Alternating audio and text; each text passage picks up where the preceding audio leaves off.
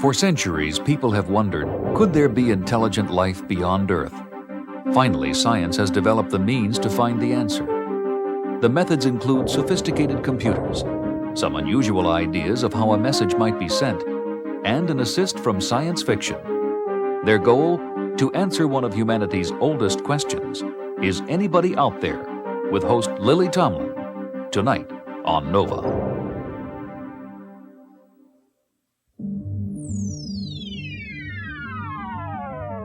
Major funding for Nova is provided by this station and other public television stations nationwide. Additional funding was provided by the Johnson & Johnson family of companies, supplying healthcare products worldwide. And by Allied Signal, a technology leader in aerospace, electronics, automotive products, and engineered materials.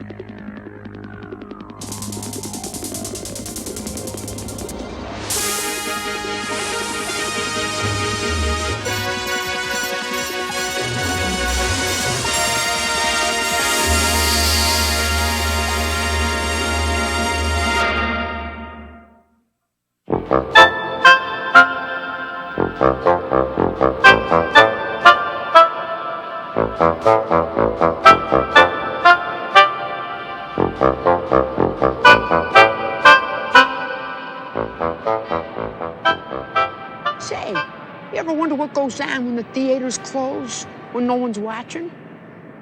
What I think, that's when the space visitors show up. I mean, they think we're a little weird, so they're shy, you know what I mean, in the day.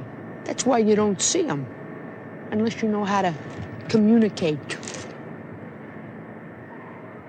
Hey, I mean, you gotta admit it's likely there's all kinds of beings all over the solar system, don't you? The way I see it, we can't be the only things going, can we? And that must mean that they're all over the galaxy.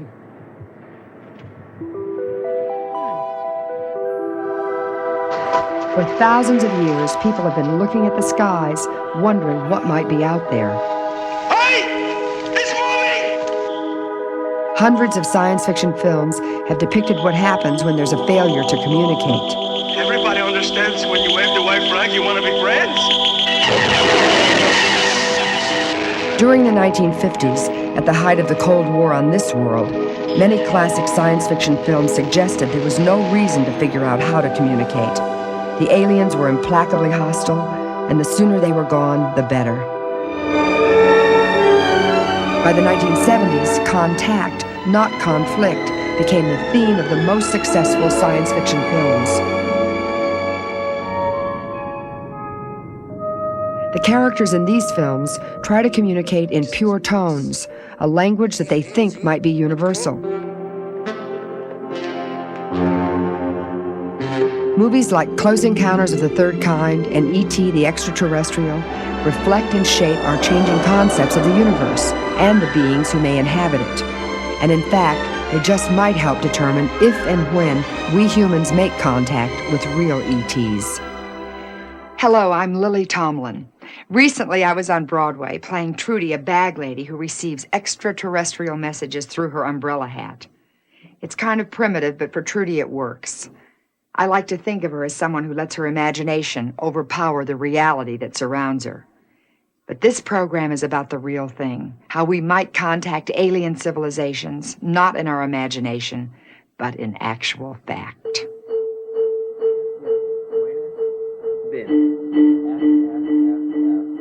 2 a.m., September 24th, 1985. In a physics lab at Harvard University, Earth's most sophisticated detector in the search for life in space is put to its first real test. Oh, that's a beep. What is /n small n? In the tradition of hackers and inventors everywhere, Professor Paul Horowitz and his student Brian Matthews burn the midnight oil. Chunk. Okay.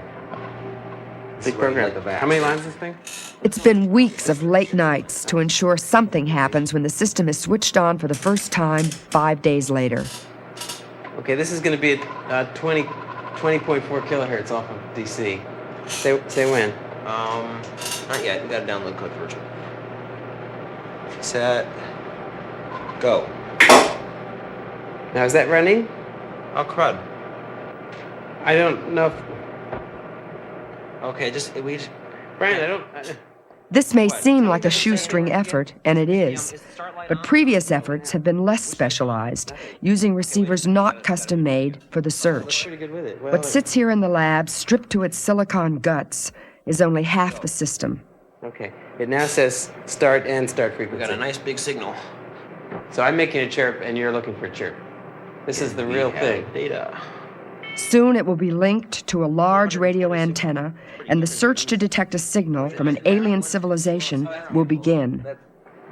Okay, it's only 2 channels wide. Scientists have known about radio since the start of the 20th century, but only in this decade have advances in computers provided tools powerful enough for SETI, the search for extraterrestrial intelligence. Okay, great. So we've run it all the way through the system. A synthesized chirp is detected as a synthesized chirp at this end.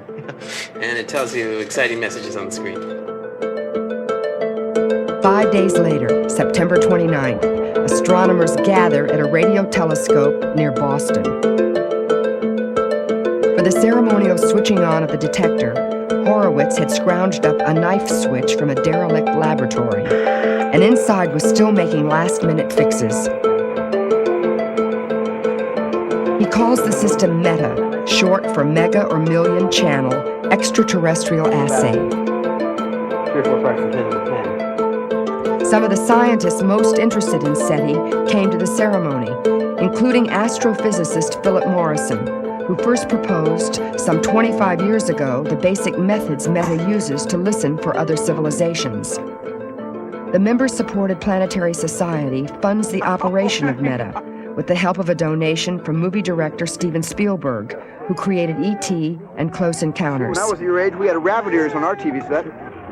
An even more powerful detector than META is now under design by NASA. These SETI experiments may fail to make contact with real ETs, but scientists want to go beyond our movie fantasies and communicate with another civilization. Well, I'm very happy to be involved in this project because, as you all know, I've benefited so much from science fiction. I just thought it was time to get involved in some science reality. I just hope that there is more floating around up there than just old reruns of the Jackie Gleason show. Okay. Among the scientists who have helped SETI grow from pure speculation toward legitimate science is Planetary Society President Carl Sagan. Sure. May it find something. There is some chance that in the next few decades we will get a signal from some spectacularly distant, spectacularly exotic civilization, and everything on Earth will, as a consequence, change. That is possible. If other civilizations are out there, where are they? Why aren't they here? After all, we humans are space travelers. Wouldn't any civilization advanced enough to send a message come to Earth in person, like Spielberg's E.T.? In reality, space visitors would have to come a very long way, for we on Earth seem to have no close neighbors. The Viking spacecraft touched down on Mars and found no clear signs of life. Other spacecraft have found no evidence of advanced beings on any other planet in our solar system. The Voyager 2 spacecraft is the fastest vehicle ever built by humans, but it still took 9 years to reach the planet Uranus, just over halfway to the edge of the solar system. To find another advanced civilization, we must look to the stars and any planets that surround them. But Voyager would take 100,000 years to reach even the closest stars. Barney Oliver, head of NASA's planned SETI project, thinks aliens would be daunted by these realities. I think they're smart enough not to travel. I think when you compare the costs of interstellar travel with interstellar communication, they, like us, would choose interstellar communication. It's far cheaper. It's cheaper by billions of times. So if we have to expect distant, not close encounters, what's the best method of communication? That depends on who you're trying to talk with and where they live. In the 19th century, some scientists still believed our solar system was teeming with life. They assumed that beings on other planets would be studying Earth carefully. In 1833, a German mathematician, Karl Gauss, suggested planting in Siberia a huge triangle of wheat bordered by dark green pine trees. Alas, for devotees of environmental art, Gauss's project was never funded. Nor was the idea of Johann von Littrow of Vienna, who suggested digging geometrical shapes in the Sahara. Von Littrow wanted to fill the trenches with kerosene and to set them ablaze to make a glowing beacon on the night side of Earth. In fact, these bizarre schemes might well have worked if aliens had existed on the Moon, on Mars, or Venus. But methods of communication that work over interplanetary distances have no chance at all between the stars. Distances between the stars are so enormous that astronomers measure them by the velocity of light, the fastest speed in the universe. 1 light year is the distance light travels in a year, 6 trillion miles. Our galaxy, the Milky Way, is 100,000 light years across. The galaxy contains an enormous number of stars and a vast potential for other civilizations. Skeptics say that advanced civilizations would surely have made themselves visible, but as yet we have seen no evidence of life out there. So, what scientific reasons justify continuing the search? In 1960, Frank Drake made the first radio search for civilizations in space. Drake's experiment produced some exciting false alarms, but no real messages. For over 25 years, Drake has kept on looking. What does he think we might learn? Oh, the most important information by far would be just the simple fact that they exist in space. That will tell us that civilizations like ours can thrive for long periods of time, that they can overcome the threat of nuclear war, that they can preserve their environment, that they can maintain high technology and a high quality of life. And all of that, I think, is very important for us to know. Drake called his pioneering search Ozma, after a princess in the fictional land of Oz. He said SETI also deals with faraway lands, difficult to get to and populated by exotic beings. But maybe SETI itself is just as fanciful as the land of Oz. Drake argues that what we already know, plus what we have good reason to believe, justifies the search. He came up with a way to organize our knowledge and our ignorance, to give some substance to our speculation. Scientists call this the Drake equation, though you don't need an A in algebra to understand it. The Drake equation presents 7 conditions astronomers think necessary for the existence of a civilization which could send a message to us. If you make an estimate for each of the terms and multiply them all together, you end up with an informed guess about how many advanced civilizations are out there. The larger that number, the easier to establish contact. The first term in the equation is the number of stars in the Milky Way. Of all 7 terms, this is the only one we know with a fair degree of accuracy. By observing other galaxies as well as our own, we estimate that the Milky Way contains about 400 billion stars. Second, how many planets might orbit these billions of stars? We don't have clear evidence of any planets outside the solar system, but with much improved technology to help in the detective work, the hunt for planets is on. In 1985, Rich Terrell of NASA's Jet Propulsion Laboratory was co-discoverer of a faint disk of material surrounding the young star Beta Pictoris, about 50 light years from Earth.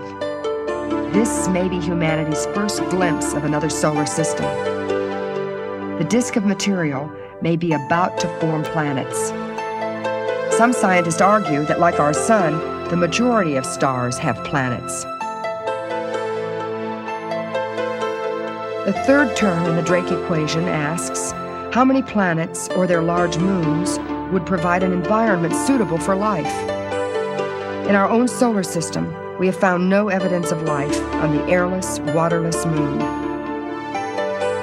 nor on broiling Mercury, nor stifling Venus, nor in the swirling clouds of Jupiter, nor beneath the majestic rings of Saturn. But some scientists believe that Mars was once more habitable. They point to its polar caps of ice and to riverbeds that channeled liquid water 1 billion years ago. They look at Jupiter's large moon, Europa, and wonder about possible life beneath its frozen crust. They yearn for a future mission to pierce the clouds that shroud Saturn's moon, Titan, where conditions may resemble those on Earth at the time when life arose. In a solar system with some 20 worlds, 1 hit and 3 near misses, an optimist like Drake might say, implies that many planets may be habitable by some forms of life. The fourth question is, on how many of these suitable worlds does the complex process of life actually begin? In a now famous experiment, Stanley Miller and his colleagues took a first step toward answering this question. They tried to create a dynamic model of the Earth as it was 4 billion years ago. The flask was meant to represent conditions on Earth before life appeared.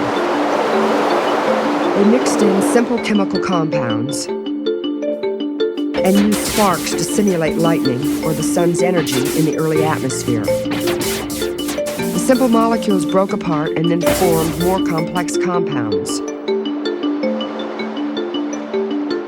4 billion years ago, these compounds would have rained into the seas of the primitive Earth, where they could have formed even more complex molecules, such as glycine, one of the amino acids, the basic building blocks of life on Earth. Scientists have also found amino acids in some of the meteorites that have fallen to Earth from space. These amino acids apparently formed in an environment even more hostile than that of the primitive Earth. From simple organic molecules to a living reproducing organism like us, controlled by DNA, is a huge step. But the most basic building blocks of life appear to be common throughout the universe. The fifth term in the Drake equation asks, how many worlds nurture not just life, but intelligence? We know that on Earth, simple forms of life have gradually evolved to become intelligent life, able to manipulate the world around them. The survival value of intelligence may be so high that intelligence arises wherever life emerges. But for now, we just don't know. The sixth term is the fraction of planets with intelligent life on which emerges a technologically advanced civilization, which we can arbitrarily define as one that knows how to use radio. On Earth, we're batting 1 for 1 on all these terms, but on other worlds, the most advanced forms of intelligent life might be rather like whales or dolphins, and may never develop this sort of technology. Even if there's a lot of them out there, we can't hope to communicate with them across interstellar distances.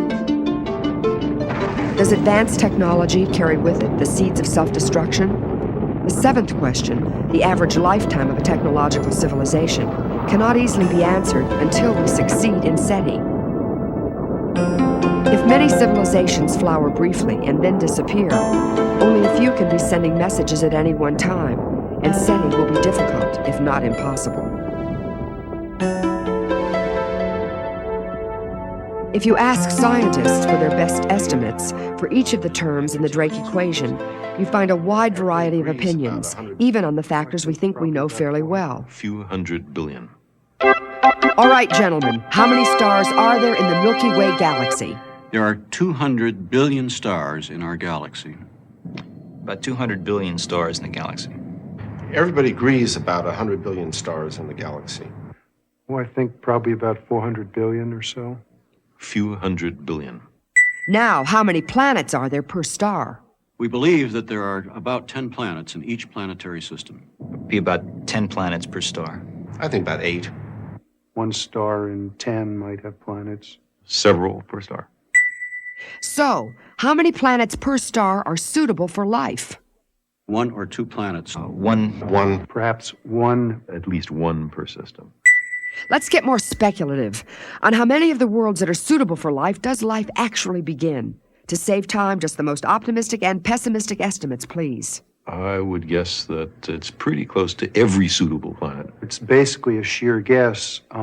My guess might be, say, 1 in 10 to the 8th, just because 8's my lucky number, and not for any better reason than that.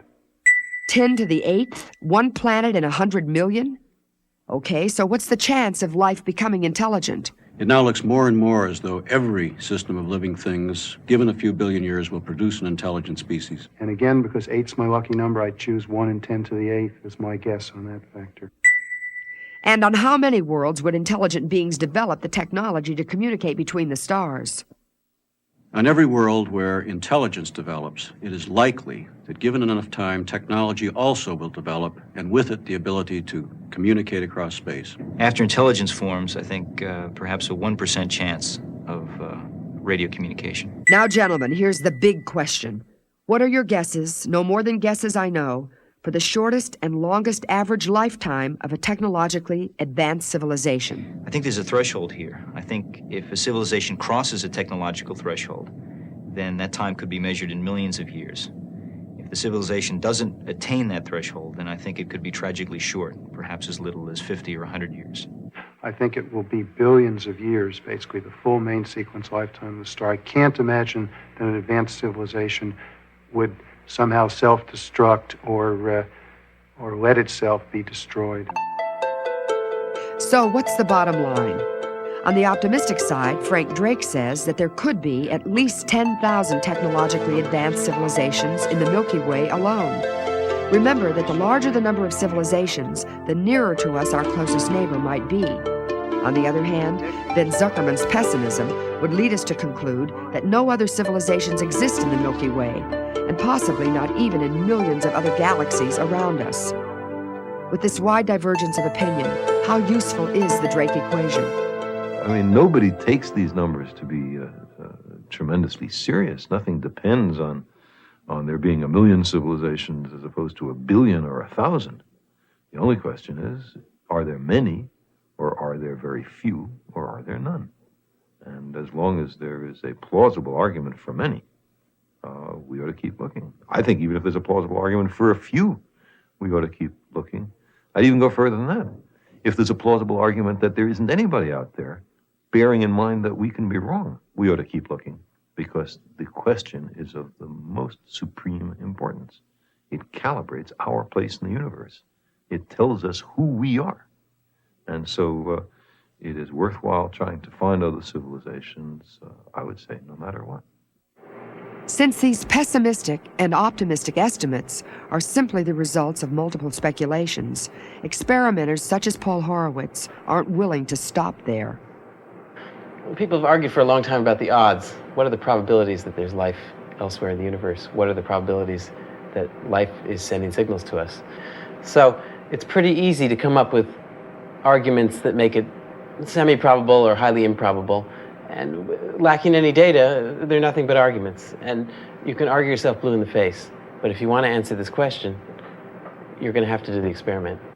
Modern equipment is essential, but SETI involves more than electronics and computer wizardry.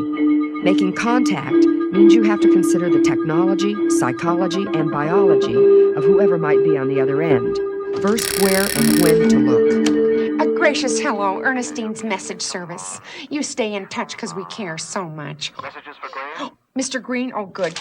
Your rich uncle, Mr. Pursewarden, did phone. He said that he would call back once more before he goes on his cruise to tell you how he's coming to town. He said you must stand by, as you will not be able to reach him once he's gone. I did my part. EMT. Oh, Miss Pinkney, yes, of course. A conference call at 5 with Mr. Wright and Mr. Bright. Do you happen to have their numbers? You should have their numbers. Do I have their numbers? If I did, would I be here? EMT. Oh, Mr. Pursewarden. Oh, yes, sir. I am ringing your nephew. 2 ringy-dingies. 3 ringy-dingies. I'm sorry, there's no answer. Did you give him my message? I did tell him to stand by, sir. Well, tell him I'm Very well, I will tell him, and what a pleasure talking with you. EMT. Jones here. Yes, Mr. Jones, the 6 p.m. meeting is now at 7 for 6. That's what I said. There's nothing really hard to understand about that, Mr. Jones, if you just concentrate. EMT. Green. Yes, Mr. Green, your uncle, Mr. Pursewarden, did call. I don't mean to pry, but just where were you? I just had to take a Oh, really? Well, when I say stand by, I mean by the telephone. What did he Well, I don't know. Let me see. What did he say? He's coming to town next month, and if you don't meet him, you're out of the will. No, he didn't say how he's coming, Mr. Green. No, I don't know if he'll call back. There is no need to yell at me, Mr. Green, just because you're a little confused. Yes, I suppose it is a little intelligence test for you. Just figure out where to meet him and stay there. Why don't you try the big clock at the station? Or maybe the airport. I think we can forget the bus depot. Yes, I'm sure that he meant this town, don't you, Mr. Green? Mr. Green, if you're going to shout, I'm going to give your plug a yank. I know he has millions. Very well, sir. I understand. No calls until you figure it out. In SETI, we're in even worse shape than Mr. Green. We don't know if there is a rich uncle, let alone when or where he wants to meet. Can we even figure out how a message might be sent to us? Consider a great canyon here on Earth as a metaphor for the chasm of space and time between the stars. Suppose you're on a camping trip and think that someone else might be out there, somewhere in the same hills. You want to get in touch, but how? Suppose on the other side of the canyon, that someone also wants to communicate. Just by looking, there's no sign at all of anybody out there. But one thing's certain about communication on Earth or in space: some methods work better than others. Suppose you realize that a Star Trek is impractical. In your frustration, you come up with an alternate strategy.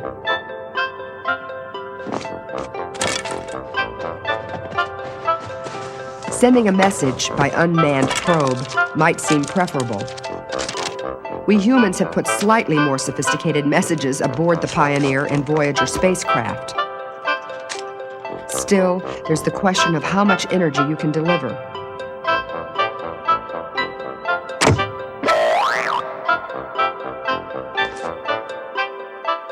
And space is awfully big in comparison to an interstellar probe. Maybe sending particles of matter, even small ones, isn't the best idea. Suppose you try sending messages by waves. Hello! Sound waves, for instance. If you did, you might discover that different frequencies have different characteristics. As every school child knows, at a distance, a low-frequency shout attracts your attention less than a high-frequency whistle. But the most piercing whistle won't be heard even a few miles away. Well, life must go on. You need warmth and light. A camper, like a civilization, may do things for his own purposes that could be visible across the cosmic canyon. You might not even realize that you've stumbled on a means of communication. Across the canyon, the flames might be seen, but thought to be a brush fire, a natural event, not a beacon. There's no sign of intelligence just in a fire, but it might give you an idea. Suppose you build a fire, but modulate, to use the SETI term, or manipulate the puffs of smoke. Now you're talking. You're sending a clearly artificial signal that travels at the speed of light and is visible for miles. But if the laws of Murphy, as well as those of Einstein and Newton, hold true throughout the cosmos, then even your best idea may fail to establish contact. One civilization may be asleep when the other is sending. But suppose you were given a method of communication common to both sides of the canyon. Suppose it was fast, cheap, and efficient. Call it radio.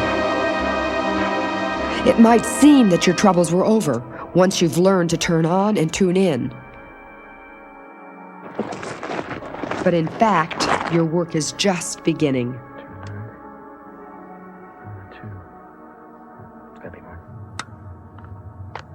Hello. Channel 1, it's too obvious. Channel 2. Hello? Even with just 2 channels on a primitive walkie-talkie, it takes time to figure out how and when to speak or listen. Channel 1. Hello? Hello? Successful communication requires mutual agreement on how to communicate. In SETI, an unspoken agreement must somehow occur without a meeting. For all these difficulties, most SETI scientists think radio is the way to go. You can see why if you look at how well signals of different frequencies can be recognized across vast distances.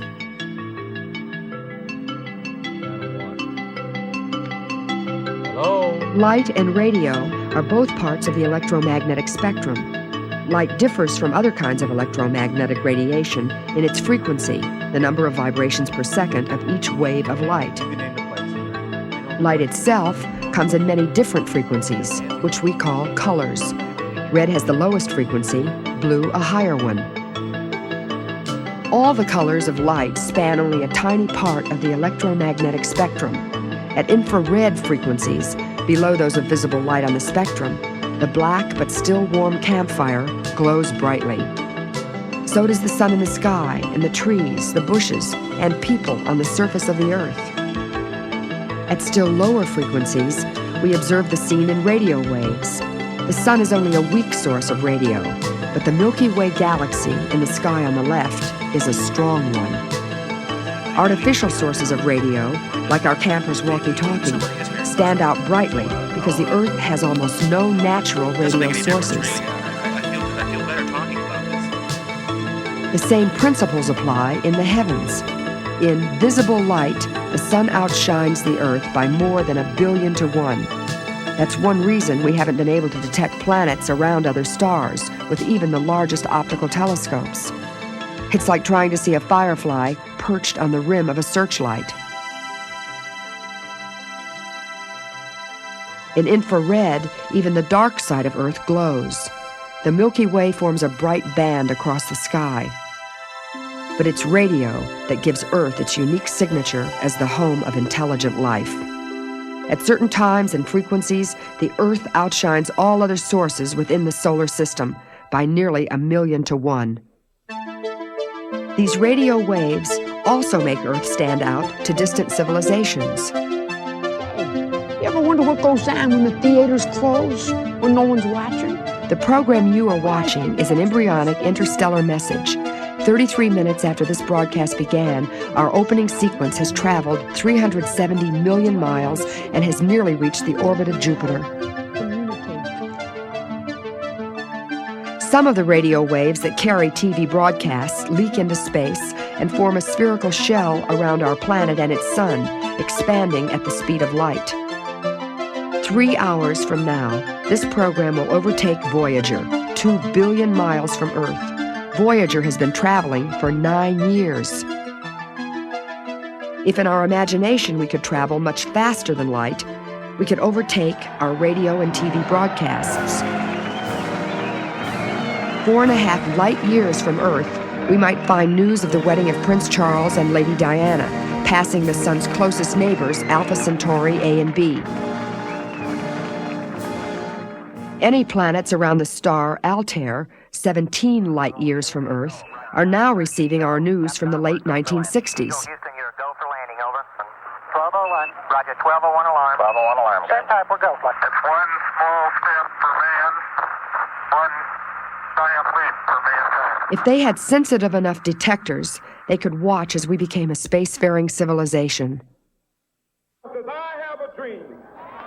Any beings on planets around Fomalhaut, 23 light years from Earth, might see evidence of humanity's nobler aspirations. They will not be judged by the color of their skin, but by the content of their character. I have a dream.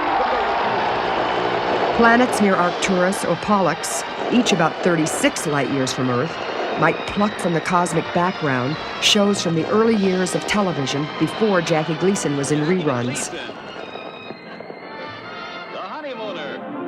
Aliens might not share our sense of humor, and in reality, they might find it hard to decipher individual programs, but there's still much to be learned.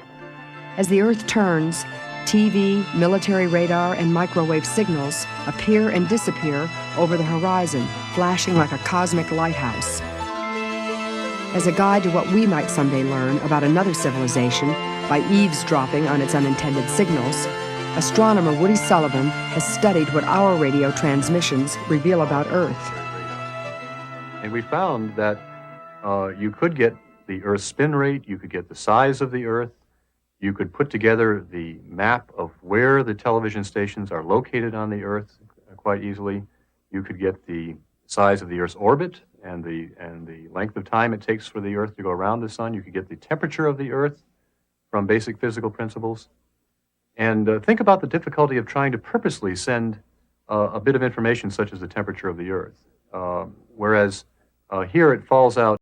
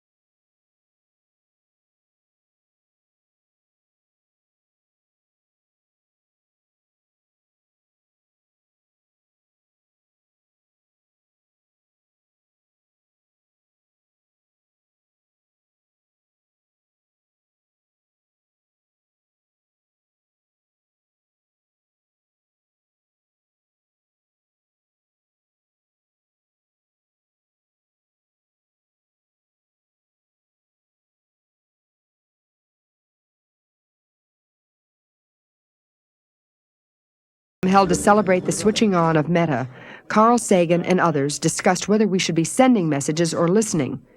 They argued that waiting for a reply takes a little too long.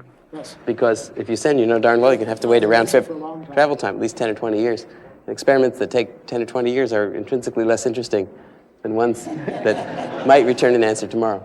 And that's a very optimistic number, 10 or 20 years. Even the most optimistic estimates of the distances to the nearest civilization generally come out to be hundreds of light years away, which would mean that if you were saying hello to a lot of guys, it would be, 2511 or something that the message would get back, and be a little disappointing for you personally to take that long. What might a message arriving here on Earth say? What would we like to know? Like perhaps a cure to some of our own human ills, like cancer or pollution or the gradual loss of our resources and stuff like that. I think with all the scare that science fiction puts into the public's minds of these monsters and creatures that want to take over our planet, I think that a friendly message would make everything worthwhile. And I hope that they can teach us a little bit about how to handle all the technology that we're dealing with now, and teach us about how we can prevent the environment from being ruined. Most SETI scientists have a rather different perspective. What I would like to know is an answer to a very simple question. Are we alone as conscious beings in this entire buzzing 400 billion star galaxy, one of 10 to the 10th other galaxies? It seems pretty implausible. Phil Morrison thinks that the signal itself would intrigue scientists, but that the public would have different interests. It'll be a sensation when it's confirmed. In fact, it'll be quite a sensation before it's confirmed. And then it'll turn out to be false. And then finally it'll be confirmed, and that'll be a sensation. It'll occupy the front pages of all the newspapers for a week. And it'll occupy the inside pages for another month. And then it'll occupy a weekly piece every once in a while for 6 months, and that'll be the end of it. But then scholarship and interested people will grow up everywhere, fascinated to hear the latest, and they'll demand other receivers being built everywhere. All countries will pretty soon have them, and they'll all be pooling their stuff. A whole branch of knowledge will go in.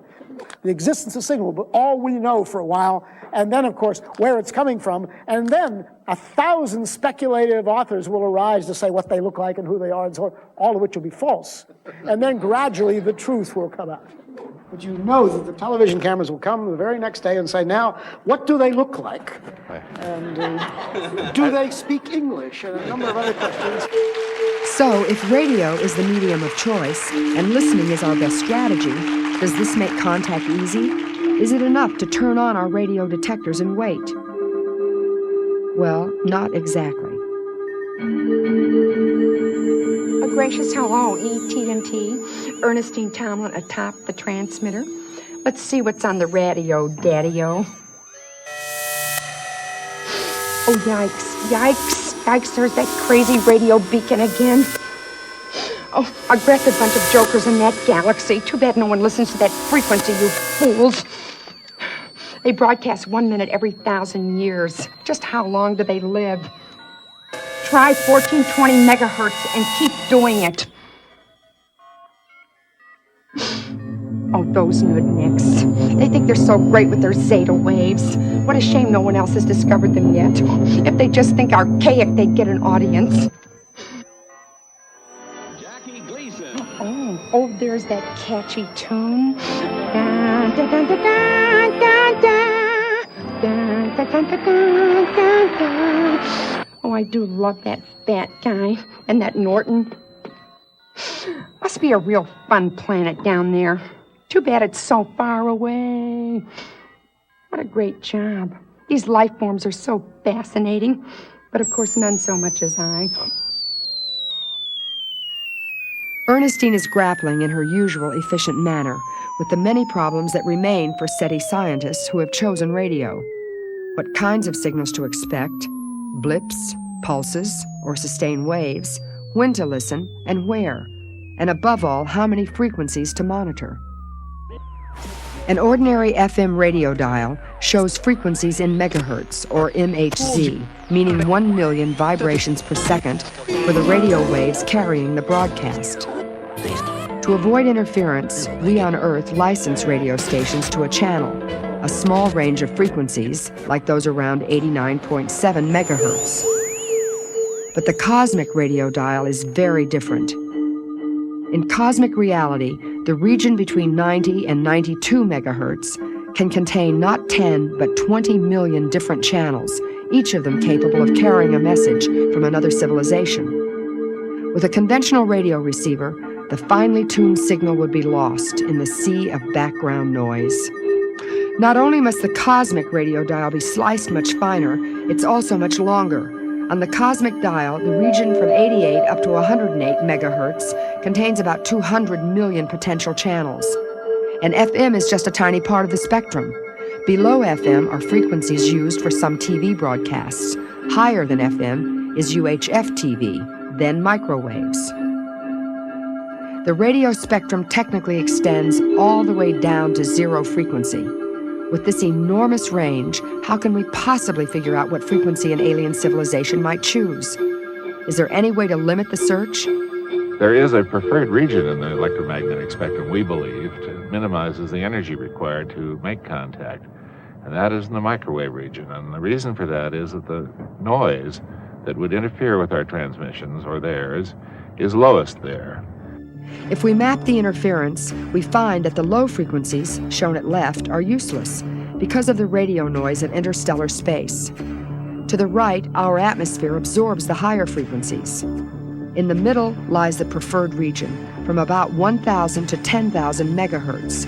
Even so, there are about 100 billion potential channels here. Are there any other clues to help narrow the search? One basic fact about the universe is that hydrogen is the most abundant atom. In their constant dance of energy capture and release, hydrogen atoms naturally emit radio waves at one particular frequency. They broadcast at 1420 megahertz. That the universe itself might tell us where to look in frequency was first proposed by Philip Morrison. At At the symposium on Meta, he reasoned that intelligent beings everywhere could reach unspoken agreement. This is an anti-cryptological game, a game where the rational transmitter says, I want to make it as easy as possible for those distant primitive folk to get onto this channel and begin to see how it goes. And therefore I will not conceal it. I will make it anti-concealed. I'll make it as self-transparent, as self-justifying, as visible as possible. Betting on a magic frequency, such as 1420 megahertz, helps to simplify the task of sifting the cosmic haystack. An alien civilization might broadcast a powerful signal at just this magic frequency, hoping it could be detected above the heavy background noise from all the hydrogen atoms. Drake's Ozma search used 1420 megahertz to scan 2 stars for 400 hours. His receiver could cover only one channel, as if you had a radio that could only be tuned to a single station. A search called Ozma 2, made by Ben Zuckerman, looked at 674 stars also around this magic frequency. And Horowitz in Meta is still essentially playing the magic frequency game. Unlike the Ozma searches, which looked at individual stars, Meta is a sky survey. Meta's antenna sweeps out a beam across the entire sky, about the size of the full moon. In 8 months, Meta surveys the entire sky visible from the observatory. When one survey is complete, Meta can begin another at a different magic frequency. But astronomers have come up with more than a dozen magic frequencies. And because the Earth and any source of radio is always moving, any signal will drift in frequency over time. So SETI detectors must be able to scan many channels or groups of frequencies. Big Daddy here, this tower of computers. Drake's Ozma detector had only one channel, 1/10,000th of a megahertz wide. Horowitz's system scans 8.4 million channels. It can do in a second what would have taken Ozma 5 years. This complete array here, therefore, functions as an 8.4 million channel receiver. And by the way, not like a police scanner where you do one channel after another sequentially.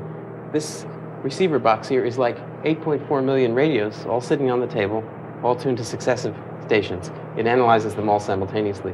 This was actually designed. Despite this tremendous progress, Meta still covers only an extremely small part of the radio spectrum, but it is perhaps the ultimate magic frequency machine. It all together. From this array, which will be the first thing to know if a signal's come in, the information passes to this controlling computer here.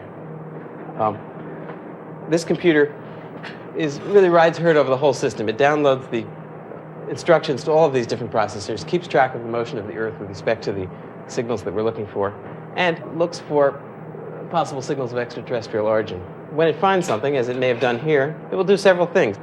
It archives interesting, unusual, large peaks that may be extraterrestrial intelligence, and if the signal is really interesting, it turns on a tape recorder. Actually, a friend of mine came and looked at this the other night, and he said, Horowitz, the reporters are going to say, show us what it would be like if a signal actually came in. And so I said, well, we can do that. We can turn on an oscillator. And he said, well, what does it do then? And I said, well, it'll say large peak. I said, it will say large peak. And he said, no. He said, have it say, notify operator immediately, possible signal of extraterrestrial origin. So that's what we're going to have it say. No such signal of extraterrestrial origin has been detected in the year Meta has been operating. We have hardly begun to search the great cosmic haystack. We've hardly searched all the various frequencies, the forms of signal, the places in the sky from which signals might come. And so the fact that we so far have no evidence of extraterrestrial life is not at all discouraging. We shouldn't have found it yet. We have hardly begun. In the heart of California's Mojave Desert, NASA researchers are testing prototype equipment specially designed for a far more comprehensive search. The site is the Goldstone Tracking Station, the main downlink for NASA's interplanetary spacecraft, such as Voyager and Pioneer. We're looking for a signal now that's coming from the Pioneer spacecraft, which is now outside the solar system. It's beyond the orbit of Neptune at a distance of about 3.5 billion miles. Its carrier is a 1-watt signal and that is about about 1/20th of the energy of a candle burning. So we're picking up a really small signal indeed, if we succeed. Though it's difficult, finding the signal from Pioneer is much easier than detecting the beacon of an alien civilization. Let me note this down and have him turn his signal on again. Let's make sure we can get it. The signal is weak and drifting in frequency, but it's very close. I have to go to 333-147. This test is only a tentative tryout for the real thing, challenging the computer's ability to recognize an artificial signal in a sea of radio noise. 2291. And this one is 874, right? Really? 2291874. That's wrong. It clearly is. Gotta wrong. be wrong. The NASA effort has united Barney Oliver and other longtime SETI proponents with a younger generation of computer builders and programmers. Just let's see what happens, Peter. Slated to last about 10 years and to cost around $100 million, SETI is one of the least risky and lowest cost items in NASA's portfolio. They hope to be funded by 1988. Yes, I think that's it. This bright line that you see going slanting down the screen is the signal from the Pioneer 10 spacecraft. The NASA team plans to avoid reliance on magic frequencies and to search the entire favorable region of the radio spectrum. By distinguishing different types of signals over a wide range of frequencies, they say they will cover millions and maybe billions of times more possibilities than all previous searches. NASA will use existing radio telescopes and equip them with new sophisticated signal processors. SETI Deputy Project Manager Mike Klein describes NASA's two search strategies. And they're complementary. One of them is called the Sky Survey, and another is called the Target Search. And the objective of the Sky Survey is to search the entire sky, making no guesses as to what are the best directions.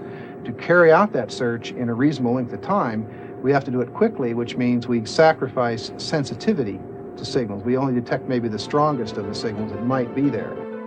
NASA's Sky Survey will cover a frequency range 20,000 times wider than Paul Horowitz's META.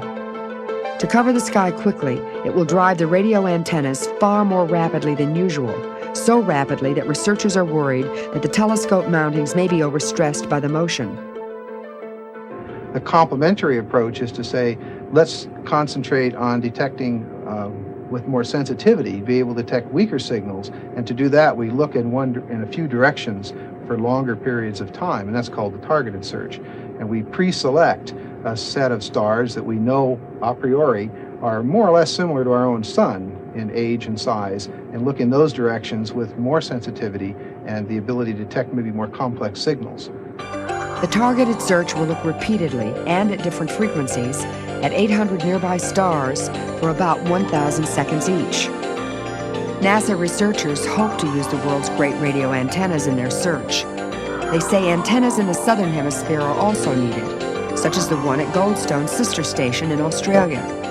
Most of the stars in the Milky Way are best observable only from the southern hemisphere, but so far only a few sporadic searches have been made from there. The realities of contemporary SETI are quite different from the fantasy seen in the movies. Most scientists believe alien visits are unlikely, and a dialogue would take too long. So a one-way message via radio is the best we can hope for. But you know, it isn't a complete tragedy if we just receive a message and don't have time to talk back. I've received lots of one-way messages of great significance from Socrates and Shakespeare, Charles Dickens and Emily Dickinson, from Gilbert and Sullivan, from every author and poet and composer and thinker now in the human past. But in SETI, it's our future that might be speaking to us. That I think this enterprise can best be understood as a kind of exercise in the archaeology of the future. We're well aware of the archaeology of the past. We find a site, a tumulus or a ruin, and we take a spade and we dig into the ground, and if you're lucky, you discover Ur of the Chaldees or something marvelous. Now, we never thought that we could examine the same thing in reverse time, but in fact, in a way, we can. We know that it's possible that somebody who wants to do it will bring us in. Of course, it is their past, but our future, which we're investigating to some degree. Even though they're made of different chemistry, even though they've never seen our star, even though they have nothing biological in common with us. They have, if they have got radio astronomy, if they have the kind of technology we're imagining, have very much in common with us the manufacture of a culture, the development of a culture which is unmatched in all the 10 billion species or more that have come to the face of the earth. So that's the story, and maybe the spade will turn up, luckily, a good site one day. We hope it will. It's just a question of being patient. When you got the spade and you know the future is there, it seems very wrong not to dig.